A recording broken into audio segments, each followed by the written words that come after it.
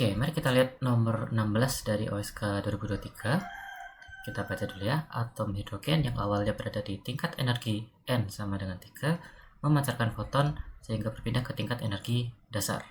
Atom ini kemudian menyerap foton berikutnya sehingga berpindah kembali ke tingkat energi N sama dengan 3, berarti kembali ke semula gitu ya. Energi foton yang diserap atom hidrogen adalah berapa? Yang ditanyakan. Di sini diberikan beberapa konstanta, ada konstanta Planck, kecepatan cahaya, konstanta Rydberg, dan juga ini untuk konversi dari satuan joule ke elektron volt. Untuk menghitung energi foton seperti yang ditanyakan ini, mungkin kalian bisa langsung terpikirkan menggunakan rumus berikut untuk mencari panjang gelombang transisi dari atom hidrogen. Di sini ada lambda, ini merupakan panjang gelombang foton. Nanti setelah menggunakan rumus ini, kalian bisa menggunakan rumus yang kedua yang aku tulis di bawah ini untuk mencari energi si fotonnya, yaitu dalam Hc per lambda. Jadi kita temukan panjang gelombang kita lebih dahulu, nanti kita masukkan ke rumus untuk energi dan bisa kita hitung seperti itu. Tetapi di sini untuk memberikan lebih konteks, misalkan kalian juga belum begitu memahami arti dari rumus seperti ini, maka akan kita bahas terlebih dahulu. Jadi di sini aku berikan ilustrasi untuk sebuah atom hidrogen. Di sini sebuah atom hidrogen kita ketahui punya satu proton dan satu elektron. Di sini satu proton adalah yang menempati posisi tengah ini. Kemudian letak elektron yang mengitari si proton tersebut, dia sebenarnya bisa memiliki tingkat energi yang berbeda-beda gitu. Dia bisa menempati tingkat energi 1, di sini yang kita sebut sebagai tingkat energi dasar, di sini disebutkan juga ya.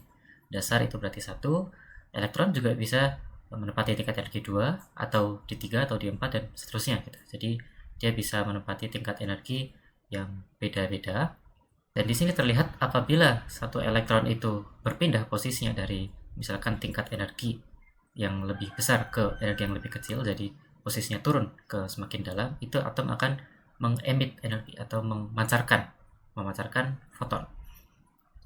Sebaliknya, kalau elektron tersebut berpindah dari tingkat energi yang lebih rendah ke yang lebih tinggi, maka dikatakan atom ini menyerap energi, mengabsorpsi foton.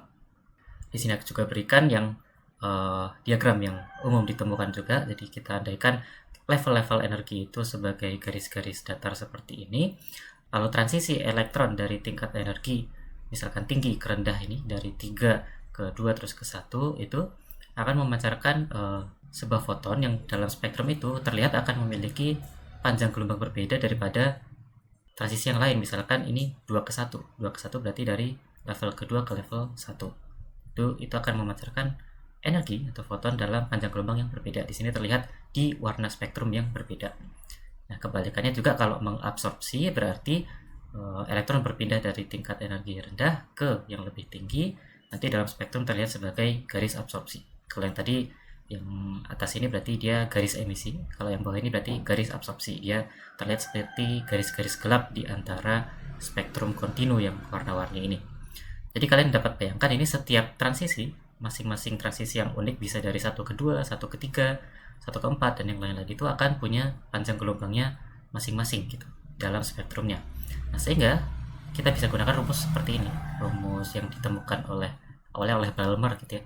Kita menggunakan rumus ini untuk mencari panjang gelombang transisi. Itu kita gunakan R, yaitu konstanta Rydberg di sini. Biasanya ditulis R, bisa juga ditulis RH. Itu jadi R dikali 1 per M kuadrat min 1N kuadrat. Dengan M ini adalah tingkat energi tujuannya, sedangkan N adalah tingkat energi awalnya. Jadi misalkan kalau elektron bertransisi dari tingkat energi 2 ke 1, berarti 2 itu akan menjadi N-nya, asalnya, sementara 1 itu akan menjadi M-nya, yaitu tujuan transisi tersebut gitu. Sehingga kita bisa jawab seperti ini, awalnya berada di tingkat energi N sama dengan 3, lalu berpindah ke tingkat energi dasar. Jadi bisa aku tuliskan seperti ini. Dia berasal dari tingkat energi 3, jadi aku tulis N-nya di sini 3 kuadrat gitu. Lalu tujuannya adalah energi 1, tingkat energi dasar, dan R-nya di sini aku gunakan saja ini, tapi aku gunakan 3 angka terkecil aja biar memudahkan di kalkulasinya nanti. Aku masukkan 1,096 kali 10 pangkat 7. Ini bisa kalian hitung semua ini, nanti hasilnya akan sekitar ini 9,7 kali 10 pangkat 6. Ini merupakan 1 per lambda, ingat. Jadi yang di sisi kiri ini masih 1 per lambda. Untuk mencari lambdanya, panjang gelombangnya, tinggal kita balikkan. Jadi lambda sama dengan 1 per yang telah kita temukan tadi. Nanti akan dihasilkan sekitar 1,026 kali 10 pangkat minus 7 sekarang dalam satuan meter. Kalau kalian bingung satuannya di sini, kalian bisa terujuk pada konstanta Rydberg yang digunakan di atas ini, yaitu dia per M, berarti dia awalnya M pangkat min 1 gitu ya. Setelah kita balikkan, dia menjadi 1 per yang kita temukan tadi, hasilnya menjadi dalam meter. Dibalik saja. Setelah kita mendapatkan panjang gelombang, kita bisa masukkan ke rumus energi foton, yaitu Hc per lambda. H itu diberikan di atas ini, 6,62 sekian, lalu C itu adalah konstanta kecepatan cahaya yang 2,99 sekian, lalu yang lambdanya kita temukan tadi, panjang gelombang transisi dari tingkat energi 3 ke 1. Lalu di sini karena defaultnya untuk mencari energi itu rumus Hc per lambda ini akan menghasilkan satu angka dalam satuannya joule, satuan internasional energi itu adalah joule gitu ya. Sementara di sini di pilihan jawaban itu disediakannya dalam elektron volt semua, maka langsung aku konversi aja di sini. Masih dalam joule, aku kalikan satuan konversinya yang diberikan di atas ini, yaitu 6,241 kali 10 pangkat 18, agar menjadikannya nanti jawabannya dalam elektron volt juga. Jadi ini bisa kalian masukkan ke kalkulator, dihitung, nanti hasilnya adalah sekitar 12,079 elektron volt, atau ya berarti yang paling mendekati adalah yang C di sini. Dan misalnya kalau kalian bingung mengapa tidak aku gunakan di sini M-nya yang 3, N-nya yang 1, soalnya di sini kan yang ditanyakan adalah energi foton yang diserap gitu. Kalau diserap kan berarti energinya naik gitu ya, dari 1 ke 3. Jadi apakah ini tidak terbalik? Sebenarnya itu akan sama saja. Jadi rumus yang ini itu sebenarnya digunakan untuk transisi dari tingkat energi yang tinggi ke yang lebih rendah.